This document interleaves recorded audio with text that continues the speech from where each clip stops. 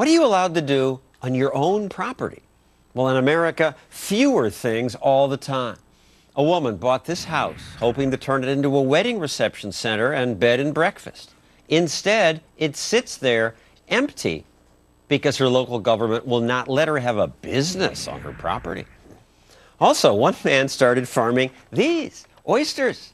His friends tried them and said, "These are delicious." So he increased production and sold them to others. But now, even though he farms the oysters on his own property and got 7 state permits and licenses, his counties charged him with illegal farming. So here are our 2 criminals.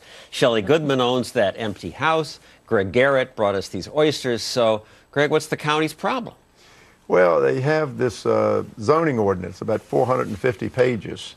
And so on top of all those federal laws showed before, then there are state laws, and there are city laws and county 400 pages. Yeah, and so in my case, they came up with a zoning ordinance that they said they could prohibit our oyster farm, even though we have the right to have a pig farm, we have the right to have a buffalo farm, we can grow goats, we can do any type of agriculture. You're licensed for agriculture and livestock. You're zoned. We're zoned for agriculture and livestock. But oysters seemed like less of a threat to the community than buffalo. Not only are they not a threat, they clean the bay. I mean, we're in a situation where the bay must be cleaned. How do they clean the bay? How do they clean the water? Well, each oyster cleans up to 50 gallons of water per day, of seawater per day. That's how the oyster grows. It takes in water and spits it back out. And in that, there's a purification that takes place. We call the county administrator. They say, we're not doing anything wrong. Here's the law. And yes, he can have livestock. He could have horses.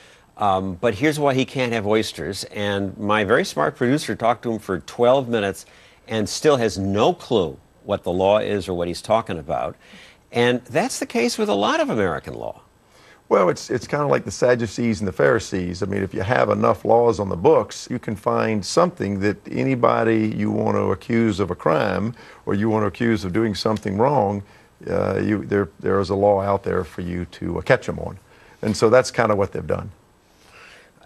In the statute, it says, in the event a particular use is not listed, such use shall not be permitted unless the zoning administrator says it's okay. It just gives them the power to run your life. Yeah, well, that's what I've actually, China provision. It actually says that even if it's not listed in this book, if it's not listed, if you want to do something on your property and it's not listed in this book, even though it is otherwise legal, even though it is not prohibited, the fact that it's not listed in this book means you cannot do it unless the zoning administrator says that you can. Gives him a lot of power. Let's go to you, Shelley. You buy a big house, nice-looking house on 10 acres with the idea, I mean, you have your own house. You don't even live there. We don't live there, no. It's 10 acres. It's a 13,000 square foot house. It's really a mansion. It's a beautiful property. It's really, really unique to Chandler.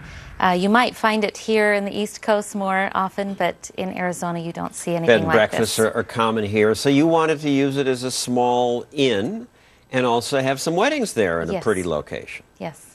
And you just assumed you could do that? Oh, no, we knew we had to get a special use permit. We knew before we purchased property. Well, why didn't you get it first? The property was in foreclosure, and so the bank owned it, and it was dying. The trees were dying. The landscape was all but dead.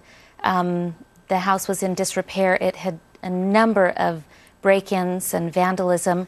And so we saved it. We did. We saved it. Yes, we rescued it. And then you move to say, we want to have some weddings here, and they say, no. That's because it might bother the neighbors. And we went through a year and a half with the city-appointed staff working on regulations for everything from ADA restrictions to fire suppression to make sure, you know, it was safe. And all of those things. You paid for a traffic study. Yes, we did. $3,000. We had one of the concerns of the neighbors was that we would increase the traffic. The road handles 35 cars a day, so the study said this isn't going to increase the traffic. There's no entrance into the property other than the main thoroughfare, Kyrene Road, which is an arterial road. You had to have a sound. What's that? We did a sound study. We had people come out on a holiday weekend at 10 p.m. and do a baseline sound level, and then they compared that to all of the sound levels of, you know, hundreds of people talking at one time or cars and driving. that cost even $3,000. Yes, yes. And we talked to one of your local councilmen, and he thinks he's doing a good job. He's trying. He said, I visited the site twice. I met with you and their lawyer. You have to have a lawyer. Several times. I read hundreds of emails. We had a 5-hour meeting. And then we decided it might bother the neighbors. But even the fact that you have to go through all that says a lot. Well, you know, we worked with their staff for 1.5 years, and we got full approval from the staff, full recommendation from the city's own staff saying that this was a viable property, that it was going to make a great business, and that we had complied with all of the concerns of the neighbors. And the staff regulates those emails and calls from the neighbors. They heard all of the opposition as well. And so to have less than a month with the city council, who makes the final decision, was a little confusing and frustrating as well, to see that they said no. And it's now sitting there empty. It's sitting there empty. On 10 acres of property where I would think it wouldn't bother other people. Now, presidential candidate George McGovern, liberal Democrat, after he lost, tried to do the same thing, start an inn in Connecticut. And it was a shock to him what he had to go through. He said, I wish during my years in public office I had this firsthand experience about the difficulties business people face. We are choking on business opportunity. I mean, the presidential candidate, they all should try a business to see what you go through. But so many layers of regulation. I mean, the federal government says that aquaculture, what I'm doing, is agriculture. The state says that aquaculture is agriculture. It's covered under the Department of Agriculture. But the federal and county state says level. no, so you're And the toast. county has zoned my land to be able to do agriculture. But somehow, oysters are worse than pigs. How is that possible?